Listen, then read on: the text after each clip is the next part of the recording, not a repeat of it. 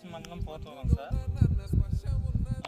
మిరపనారు పోసి 14 రోజులు 13 రోజులు అయినా కానీ బాగా రాలేదు. తర్వాత ఈ M4 నిమ్రెడ్, ఈ M4 స్ప్రే చేసాము. తర్వాత ఈ నిమ్రెడ్ డ్రిప్కి ఇచ్చాము.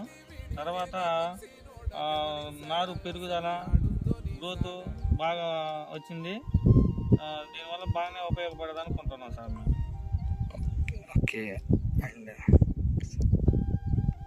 సార్ ఇప్పుడు మీరు అంటే ఏమేమి మార్పులు గమనించారు సార్? మీ నారులో ఏమేమి మార్పులు గమనించారు? నారులో అంతకుముందు నారు గ్రోత్ బాగలేదు, నారు పెరుగుదల లేదు. ఇది వాడిన తర్వాత గ్రోత్ బాగుంది, మెత్తదనం వచ్చింది నారు. ఆకు కూడా బాగా చిక్కదనంగా వచ్చింది.